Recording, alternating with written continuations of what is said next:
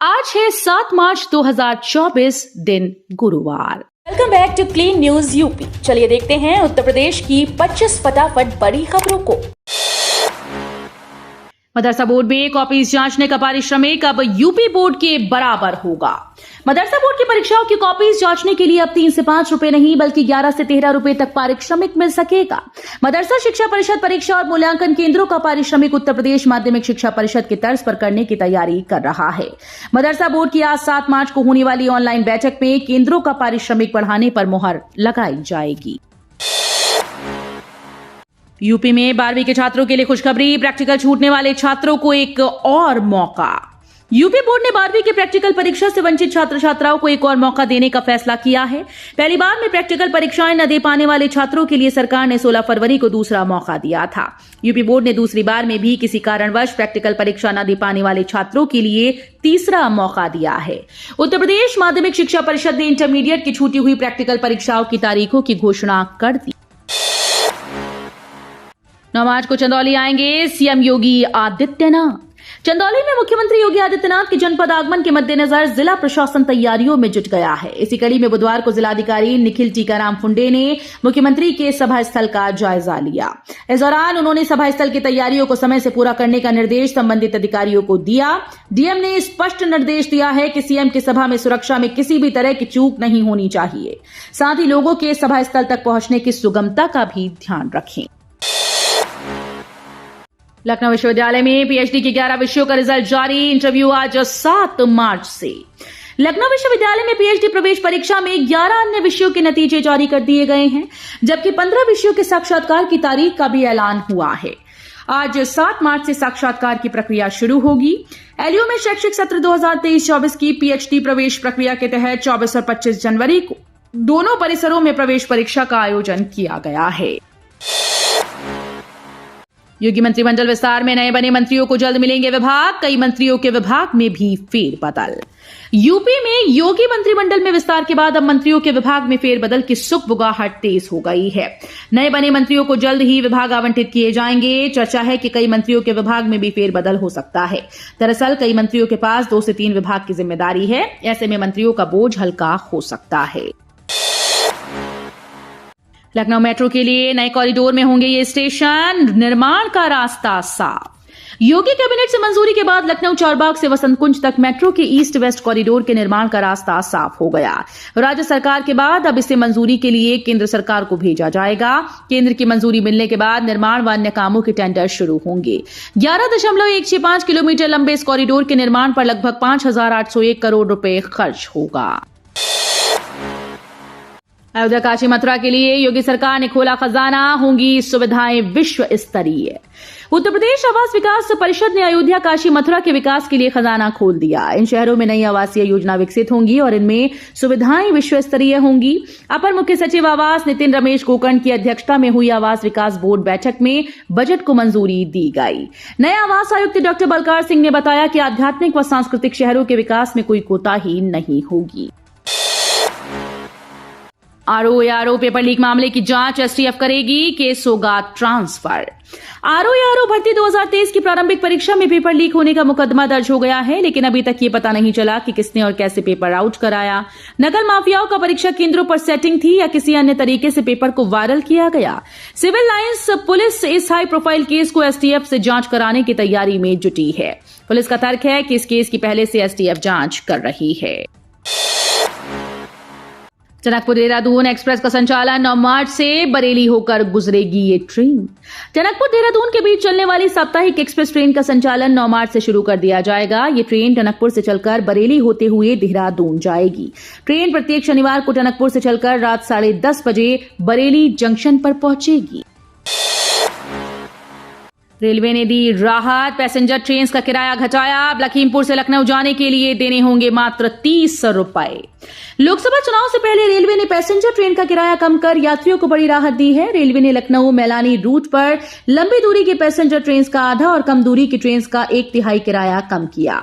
अब लखीमपुर से लखनऊ जाने के लिए मात्र 30 रुपए देने होंगे, जबकि अभी तक किराया 60 रुपए था। वहीं लखीमपुर से गोला का किराया मात्र 10 रुपए हो गया है।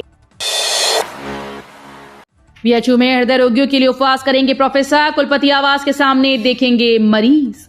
बीएचयू के सर सुंदरलाल अस्पताल में आने वाले हृदय रोग के मरीजों को बेड न मिलने की समस्या दिन प्रतिदिन बढ़ती जा रही है। इसको देखते हुए अब हृदय रोग विभाग के अध्यक्ष प्रोफेसर ओम शंकर ने 8 मार्च से कुलपति आवास के सामने उपवास पर बैठने का निर्णय लिया है। मुलायम सिंह यादव के गढ़ में सलीम शेरवानी भरेंगे हुंकार, बढ़ सकती है सपा की टेंशन। बदायूं के सहसवान में सेकुलर फ्रंट की होने वाली महापंचायत पर भाजपा और बसपा के साथ सपा की भी नजर है। महापंचायत में सपा के राष्ट्रीय महासचिव पद से इस्तीफा देने के बाद पूर्व सांसद सलीम शेरवानी भी शामिल होंगे।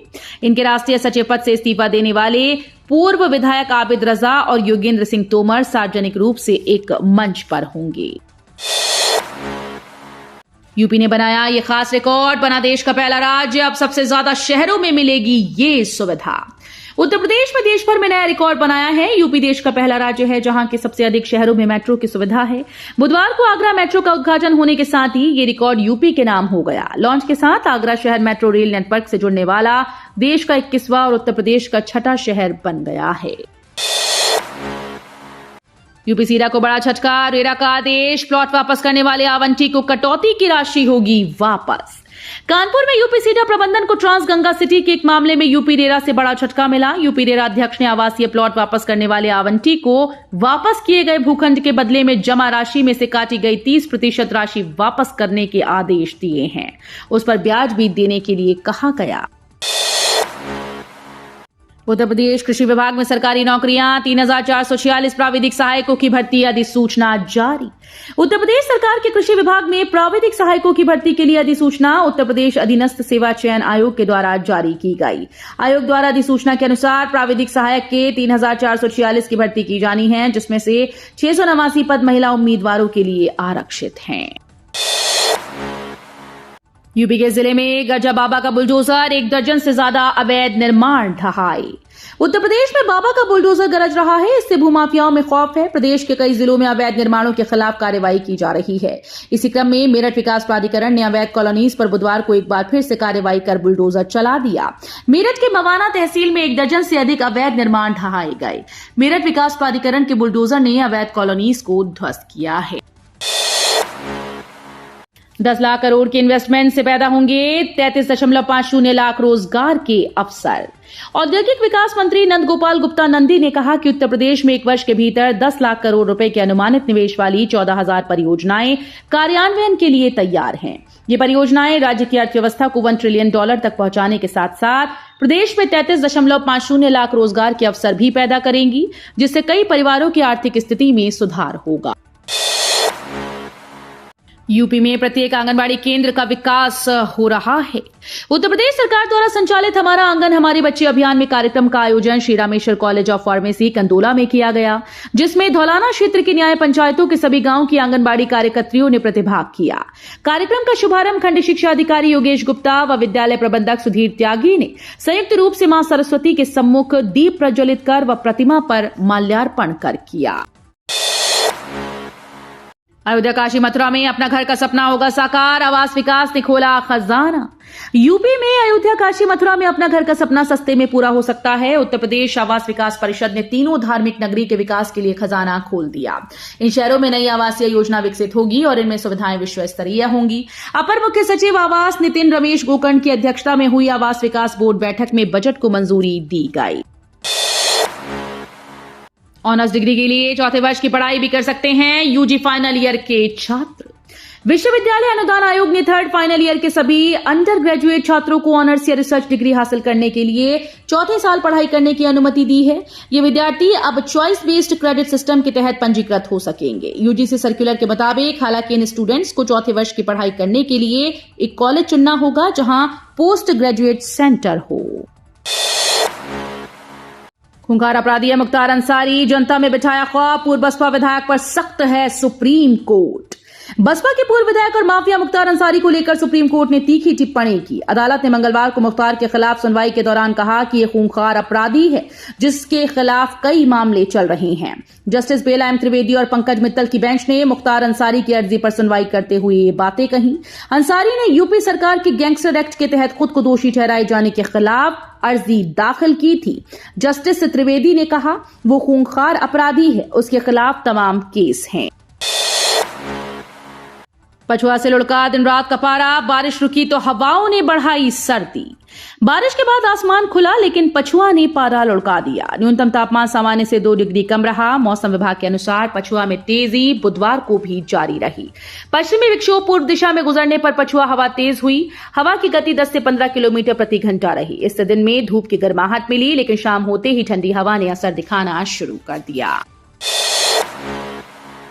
चंद्रयान 4 को लेकर आया बड़ा अपडेट। इस बार और भी खास तैयारी कर रहा इसरो। 2 बार होगा लॉन्च। चंद्रयान 3 मिशन की ऐतिहासिक सफलता के बाद भारतीय अंतरिक्ष अनुसंधान संगठन इसरो अब अगले मून मिशन चंद्रयान 4 की तैयारी कर रहा है।